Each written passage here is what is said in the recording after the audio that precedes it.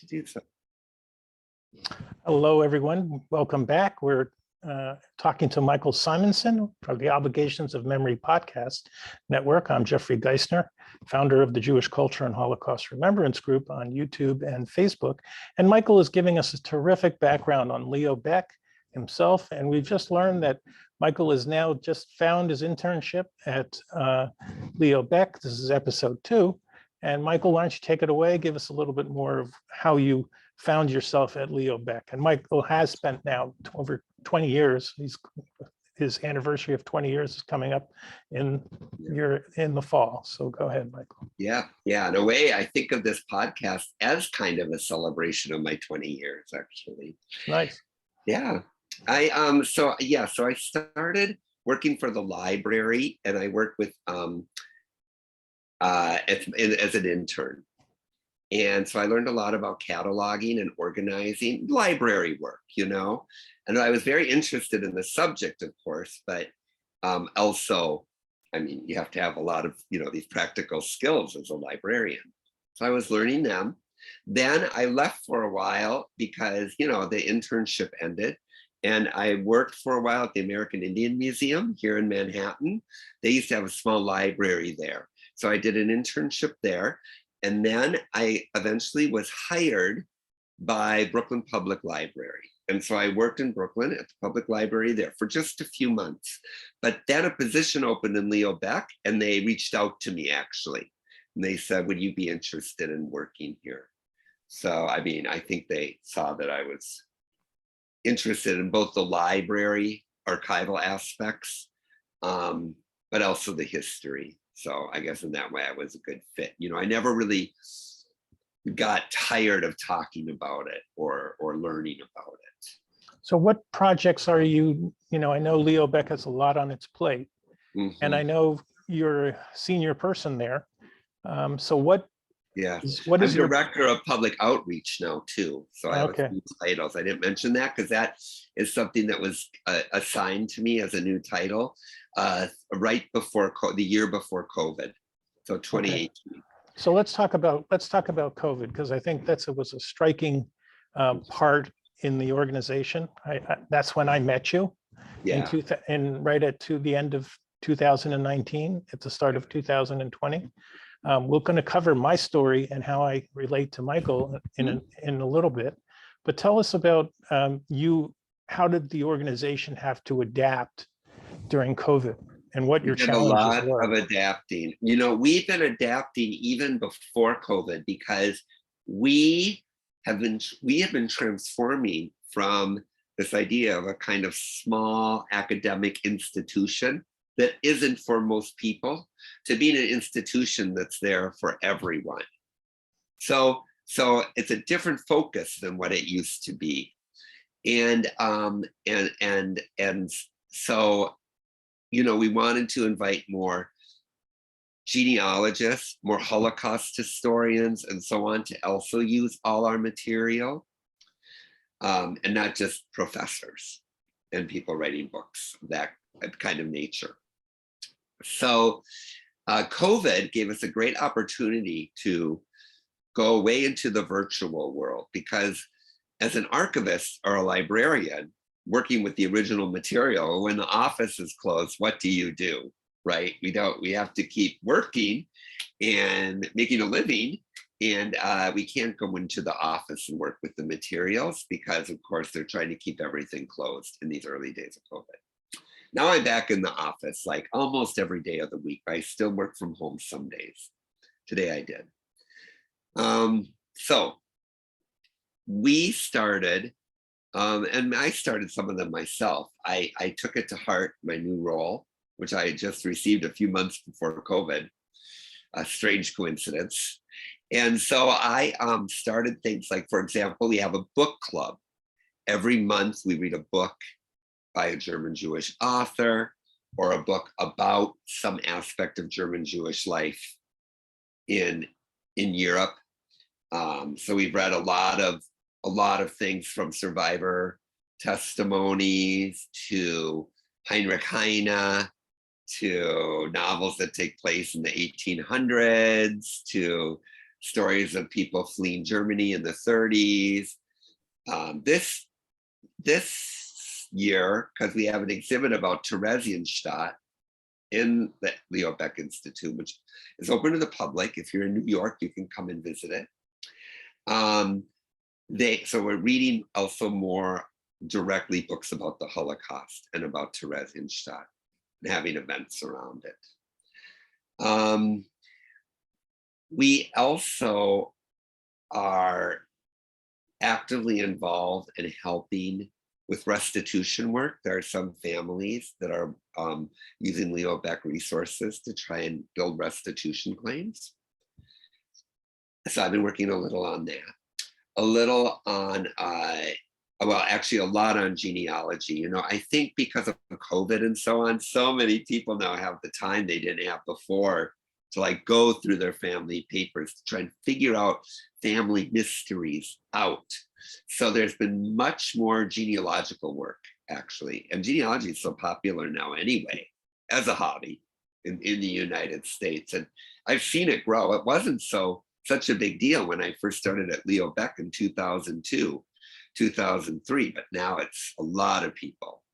And that's always very fulfilling, you know, to trace these people back and back and back. And if you can find breakthroughs, you know, and get back to something like the 1500s or 1400s, that's amazing and very fulfilling to be able to tell people. So how does that business model work? Someone comes to you, explain how that intakes, and then how do you deal with it? Right. Well, first of all, we do charge for that kind of research because it's a lot of intensive research. So it's quite expensive. So can you give us a sense of what the ranges are? So our audience. Yeah, $25 an hour. Okay. That's what it is. And then once they pay, we send them the material or we let them know what we found. And a lot of times it involves going through old handwritten German records very painstakingly in family search, you know, the Mormon databases, which they have so much digitized now, old Jewish registers from Central Europe. And, you know, finding people tracing back. And of course, most people can't read that handwriting very well. I can read it kind of because it's been at LBI so long. That's why. And we actually have a reading group where we purposely once a week gather and we read the old German handwriting for practice.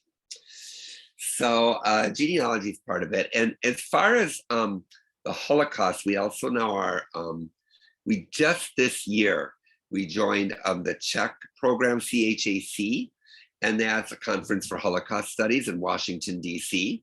So the idea is working more closely. Leo Baeck wants to work now more closely with teachers and educators in teaching about the Holocaust and having our material used to teach about the Holocaust.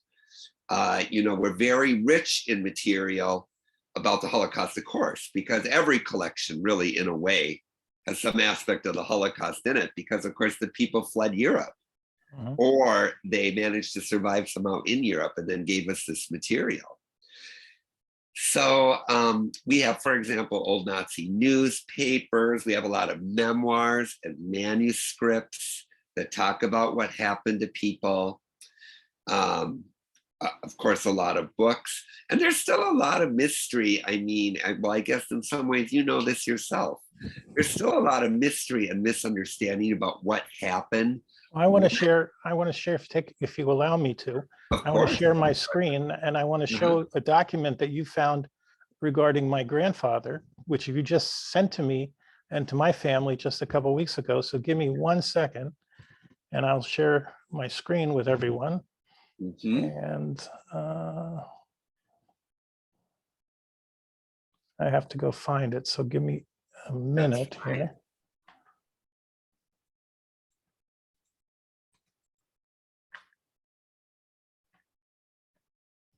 So nicely organized. I try. I'm impressed.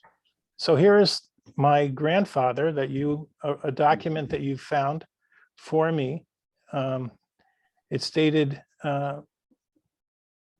just to give you a little bit of background for the audience, my grandfather was born in Stuttgart in Germany. He lived his life in Berlin. My father escaped Nazi Berlin in 1936 at the age of 15. My father desperately tried to get his father to come to Palestine. He escaped, went to Palestine on the Hadassah Aliyot program, and traveled with 100 teenagers through Italy onto a ship Galilee to Port Haifa in Palestine in 1936. And there are letters that Michael and I are going to talk about in our next episode about what Leo Baeck did for our family, which was absolutely unbelievable. But I want to scan this document a little bit as I go through here.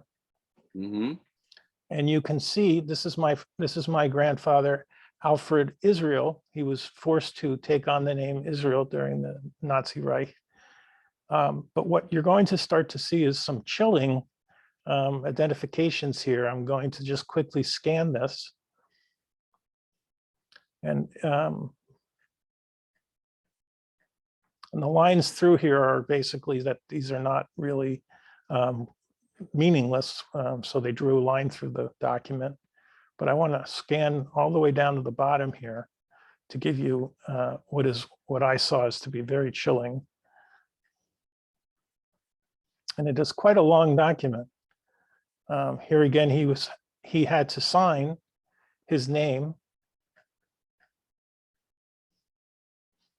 Here is his name, and here is what is chilling, right here. And so you could see this document, maybe you can explain it to the audience, you brought it forward, what this document was and why you found it and how you found it.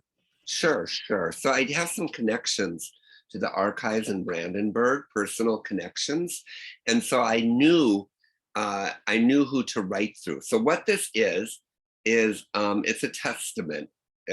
Everyone being deported out of Germany, there was a form like this that was really there as part of the procedure to get the financial assets and the property of the Jews being deported. Therefore, the people being deported had to fill out a form stating their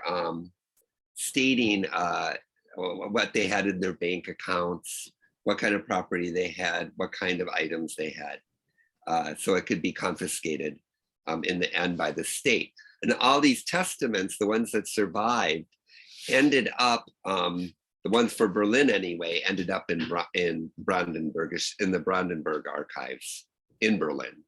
Yeah, so that's how I found that. And so we're just grateful to be able to have a document like this. It's kind of unfortunate that when he died and he was deported from Berlin to Terezin in October of 1942.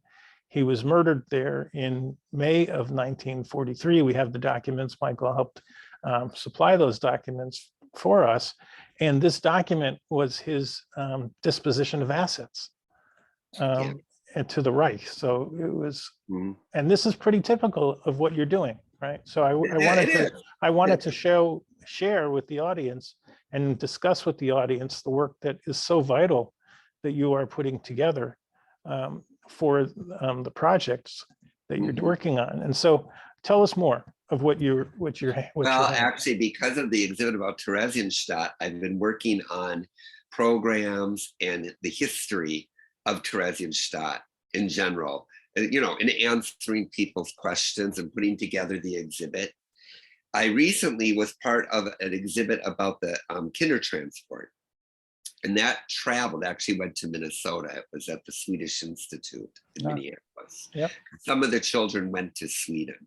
A small amount were allowed. Though Sweden, like all countries, was not eager to have Jewish refugees coming. And so I was dealing a lot with the Kindertransport, and now I'm dealing a lot with Theresienstadt. And then, a lot of the questions I get actually about the Holocaust, again, to go back to what I said earlier, is that, a lot of people, if the families never talked about it and so on, there's a lot of people who don't really understand daily life or what Theresienstadt was like. If we talk about Theresienstadt, an example. And so, just trying to tell the story in an accurate way and in a way that illuminates the reality and not just the mythology of something like Theresienstadt. So Theresienstadt, for example, you hear, oh, it was an artistic ghetto, people who were prominent Jews were sent there, et cetera, et cetera. Well, okay, so the truth is, it was a gathering point for all the Jews in Nazi-occupied Czechoslovakia, for the most part. Not Slovakia, but for the Bohemia and Moravia. So it was for the rich, it was for the poor, it was for the famous, it was for the not famous, which of course most people are not famous, right? So everyone actually went through there. And then they decided to dump German and Austrian Jews there as well. In a sense, those were the last wave of transports, except for early in spring of 1943. Up to then, Jews who worked in the armament industry were protected from deportation because they were wanted for the war effort.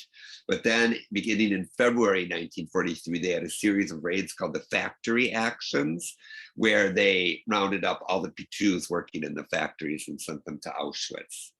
And so that was kind of the end. But these things like the deportations that took your grandfather, that's very close to the last deportations. And so the people sent to Theresienstadt were, it wasn't necessarily that they were more prominent or important or all World War I heroes or whatever. What happened is, in every community, the Jewish administration had to make the lists.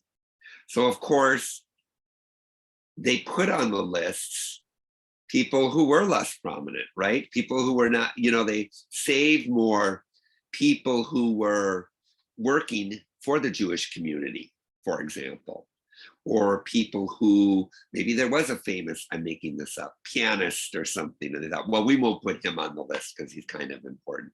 So de facto, these people ended up all in Theresienstadt, but it wasn't because it was planned to be a special place. That came later with the Red Cross's growing interest, right, especially once the Danish Jews were sent there, or a small number of them. So I've done some programs, as you know, and I've done a program with Evo Institute, with the U.S. Holocaust, with the Illinois Holocaust Museum, with the Greater Boston Genealogy Society. But tell me a little bit how I still think, and I'm confused, and I think our audience may be, okay, Evo Institute, your institute, how do they kind of work together, or are they separated? Both in New York City. They're separate. That's the best thing to know. They are separate. Of course, we get along and we do some kind of stuff together, but not really. Every library in the Center for Jewish History operates very independently, one from the other.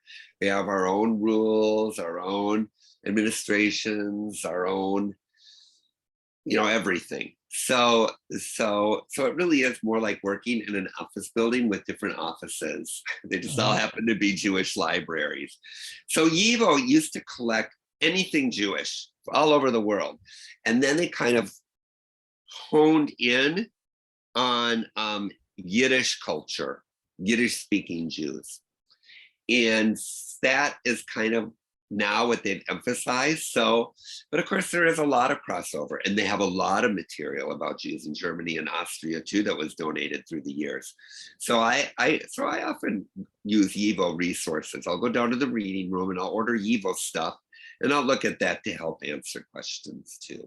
So YIVO also has an exhibit they brought to our group, Baby Epstein. Are you familiar with YIVO's exhibit called Baby Epstein? No. It was about a child from Poland, and they created an online virtual exhibit. Yes, the virtual thing. I am aware of that. Yep. Okay. Is there something coming like that for Terezin in the You exhibit? know, so far not, but we do have a virtual version now online on our website. And this is something, you know, we never would have had before COVID, to tell you the truth, but we should have, but we just never did, that I can recall. But Well, I can actually make that, I can make that link available to the group so they can. yeah, I can send it to you. That would be great. Yeah. Perfect. You know, it's really just kind of web pages that all link together, but there's pictures from the exhibit, there's the history, so you can go through it, the whole thing. Because So, we have a number of child survivors from Terezin who I'm very friendly with. One of them is Inger Auerbacher, she's in New York. Another one sure. is Jackie Young out of the UK. They've done programs with Mhm. me. So there is quite a bit of an interest in Terezin in our group. And I welcome you to come in the 2023 season and present Terezin to our group. I think it would be, I'd be happy I to. think it would be terrific, terrific. I'd be So happy I to. want to kind of take a little bit of a right turn here Mhm. and tell the audience how we met.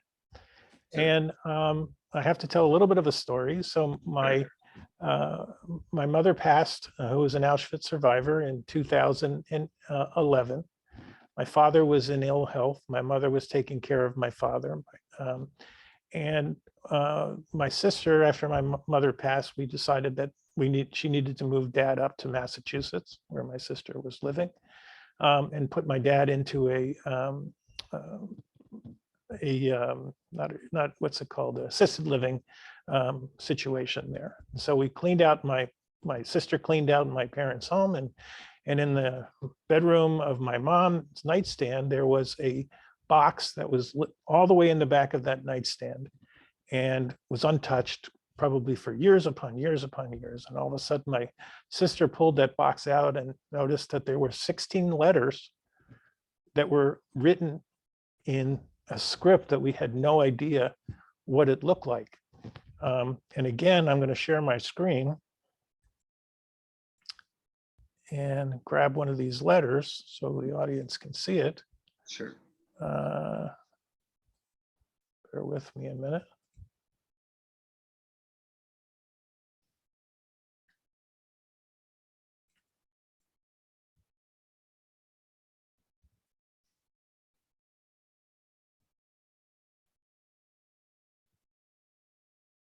I'm sorry, hold on just one second. Of course, it doesn't work when I want it to. That's such as life.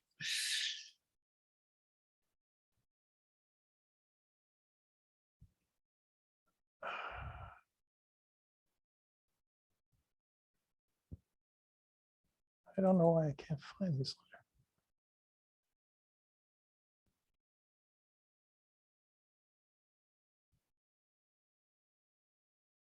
Well, anyway, I don't know why I can't see it. But it was really an onion skin letter that we didn't understand. So my sister in 2011 took the 16 letters back to Massachusetts and tried to get the translations through German. We figured it was my father's. In fact, my sister said to my father, "What's this?" He said, "These are letters from my father, but throw them away. They mean nothing." And so we didn't throw them away, luckily. And my sister tried to get them translated at universities in in Massachusetts, and was very unsuccessful. And so in 2020, I started the group. I met Vera, and I proposed, could Vera help me getting these letters translated? And she immediately pointed me into your direction. And I wrote you a cold email out of the blue. And I said, I have this problem. Can you help me? And within, not even a day, you came back and you said, I think I can help you. Send me what you have. And I sent over, obviously I didn't send you the originals, but I sent you the onion skin scans that were impossible to read. And from then on, you took the project over and you started to translate one letter at a time. Now, why don't you tell the audience a little bit about how you took in that, what that hit you with, how did it impact you, and you were getting firsthand letters. These letters really were documented. They were sent between 1935 and 1939, and they were clearly documenting historical and personal context for conversations with my father and his father. Well, of course, it's always very chilling or exciting to be able to share with the family a voice that they have never heard before, you know, like the voice of your grandfather. I mean, in that way, it has a great deal of meaning to me. Of course, at the same time, because I work with this history every day. So unless I know people personally, like volunteers, we used to have a lot of volunteers at Leo Baeck, then I can't say I'm so moved by these letters exactly, because I experienced so many of them. But every story is unique and interesting. And I'm sharing, I finally found it. Oh yeah. This is my father's name, Rolf. This is Liebe. This is dear Rolf. And this is the language that I shared with. This is the writings of the 16 letters that I shared with Michael. So we do have some volunteers that still translate, but the sad thing is that, of course, our volunteers have all been Jewish people who were child refugees for the most part, from Germany or Austria, mostly Germany. So, and of course, many have passed away, many can't come anymore. So actually the amount of people doing translations has gotten way down. So I still take translations if the person has the availability, but often they don't anymore. And so the translating actually, it's very important and meaningful, obviously, but it's never been considered part of LBI's work. It's something we did because we had these volunteer translators. But now, sadly, that time is ending. But what we do now, actually, we have someone who translates from the old handwriting, and they live in Austria, actually. That's where your stuff was sent to, as scans. He types it out in German, but he does not translate it, because I guess he does not feel he knows English enough to translate it. So then we take his typed material and we give it to another person who translates it from German to English, but she doesn't deal with the old writing. So see, it becomes a two-way street. Yeah, now these are a two-person process. A two-person process. And now these are the only people we have now. So I know, for example, with the handwriting, the individual is spending a lot of summer working in his garden in Austria. So he hasn't been doing quite as much. And then we have another person, but they have to wait now and not do any more until fall. So well, I'm wondering where we are. I'm wondering, with the reach of our group, which is now over 3,500 people worldwide, if people who are listening and people who are seeing our discussion here can contact you if they're interested in helping you with translation. Is that a possibility? Yes, that would be a possibility. And it's also something that people can do from home, you know? So I think, yeah, that's definitely that would be possible. Okay. I'd be happy to welcome those people in. So tell us a little bit more about what you've learned from my grandfather's letters, and I'll chime in. Adding well, you know what's interesting about your grandfather to me is a little bit about how he seems to have been kind of like, in some ways, a black sheep in the family. He was a gambler, you said, right? Yes. He have been kind of. Let me give divorce. Let me give the setup. My grandfather was quite successful. He owned a business, but he had a predilection to gamble on the ponies. And so he literally would gamble all of the money from the family, including the food money, away. And what is really quite fascinating about this process that I've been engaged in is that my father and my grandmother, who survived and got out of Germany in 1939 with my father's younger brother on a work transfer to Manchester, England, never spoke highly of my grandfather. The only thing I ever knew about my grandfather was the story of gambling and the ponies, which was so impactful to me that honestly, I cannot put a quarter in a slot machine. I cannot go to a racetrack because of my father would always plant the seed that he didn't have food because his father was gambling away the money. And so in the late 20s, no, I'm sorry, in 1933, they were divorced, which I think in the Jewish community in Berlin was probably quite exceptional in a negative perspective. I don't know. Divorce was pretty common, actually, I'd say. It wouldn't have been so rare. Okay, good to know. Yeah. And so you go ahead. I wanted to fill that in. So, no. I actually am very interested because I know in the material he talks a little bit about war wounds, and I'm curious kind of too. I'm always curious what that was, and you don't know either, right? Well, he did serve in World War I for Germany, right.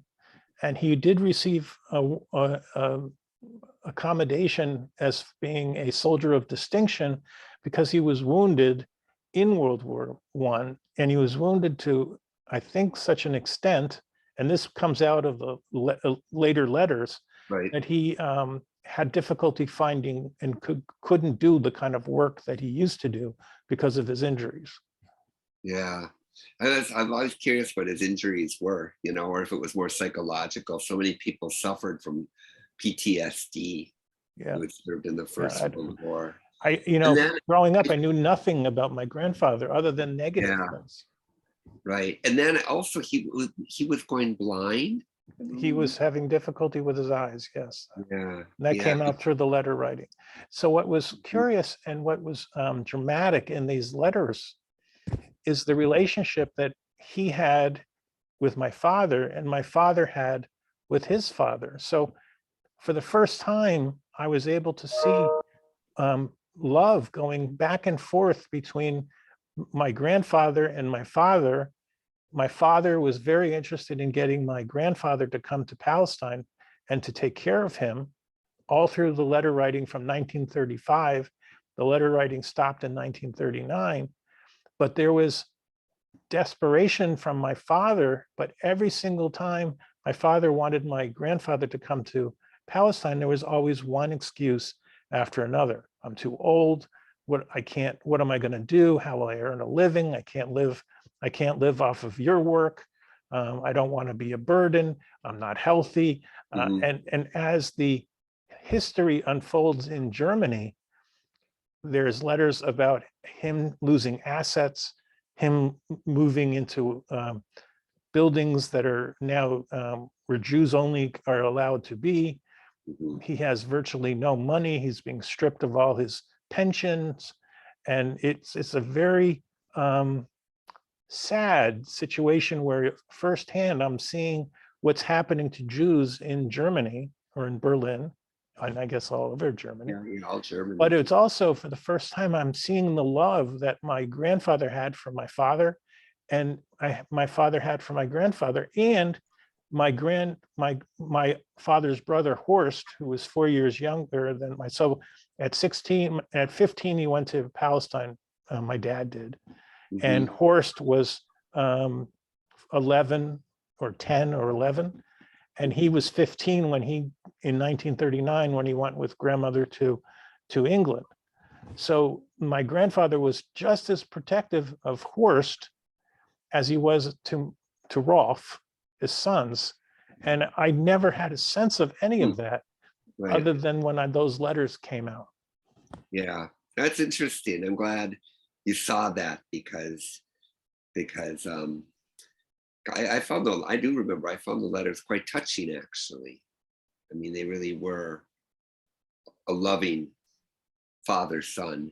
Yeah, which That's is interesting. completely opposite than my father led me to believe through my entire life, Yeah. which you would think I don't know You why. think it was a way for him to deal with the pain of what had happened? My By dad just was making his my dad father was a very classic. negative. I'll tell you a couple of stories. My dad was a classic German, stoic. You couldn't read my father, and he was very quiet. So, but he was very loving to myself and my my sister. And my mother was the same way, and none of them ever spoke about any of their Shoah experiences. Mhm. So one of the things that is very interesting is I'm very much like my Czech mother, who's very evocative, emotional, can talk, can sell refrigerators to an Eskimo. My dad is very Uh-huh. quiet. So when I had a teenage project, early teens, I had to put one of these placards together for a science fair. And so I had to draw a line to make sure the cutting papers were all lined up. So I just drew the line, hand drawn across the paper. And my father grumbled at me and said, "What are you doing?" And I said, "I'm drawing a line." He said, "That's no way to draw a line." So he goes downstairs, gets his T-square, and he brings his T-square up. He lines the T-square up against one side of the paper. He draws the line on the down of the T-square, and he cuts the paper. And he said, "That is how you draw a line. And I hope you do that for the rest of your life." So so that was very classic of my father. He's very, Uh-huh. very linear, black and white. Uh-huh. And I am nothing like my father. I'm much more like my mother. Yeah. Yeah. I actually am curious about your father or grandfather, about his life in Terezin, like where he was housed and stuff. I looked a little bit, but then I wrote Terezin actually. I haven't heard back, but I maybe we'll hear. There is a lot of files and material on former prisoners that has survived. So I believe they would have something for sure. Oh, that'd be awesome. That'd And be that would awesome. be interesting because I was wondering, if he was blind enough that he lived in the barracks for the blind. There was a barracks particularly for the blind. Well, I And was always fascinated the fact that he arrived there in the deportation in October of 42, and he lasted all the way till May of 1943. And I thought yeah, that, for someone who's quite old, that's a question in my mind as well. yeah, yeah. Also, he was 60, if I remember. Right. Um, but I wonder if he was assigned to work or not, because usually men were assigned work until 65. But because of his blindness, maybe he was not assigned work. But then see, that's a bad thing to not be assigned work, because then Then you would have thought he would have been murdered earlier. yeah, and he'll get less rations if he is not assigned to work. I don't. His case is kind of interesting anyway, as a study of Theresienstadt and how it operated. I've of course I have heard of people who were workers assigned work and they still died in the ghetto. They starved to death. Basically, illnesses brought on by malnutrition, and that was the most common cause of death. That was almost the only cause of death, actually, in Theresienstadt itself. So I can only think that this is how your grandfather died, was murdered, and but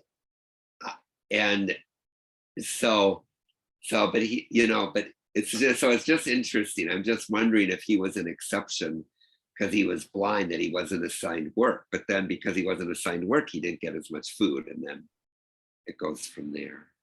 But we'll see if what information they have. Well, this has been a terrific series of discussions with Michael Simonson from Leo Baeck Institute. I hope all of you are enjoying the education Michael has provided us. Michael is available to all of you, and you can reach out to Michael. Michael, are you prepared to share your email address? Absolutely. I'll say it right now. And it is Simonson. So basically, I'm Michael Simonson. M as in Mike, O-N as in Nancy, S-O-N as in Nancy, at LBI for Leo Baeck Institute, .CJH for Center for Jewish History.org. And yes, I'm happy to answer if I can.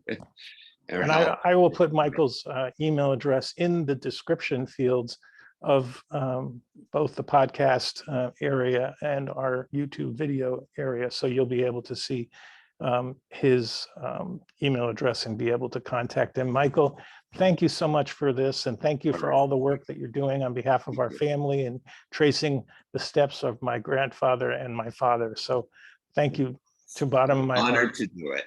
All right. Thanks, Michael. Thanks.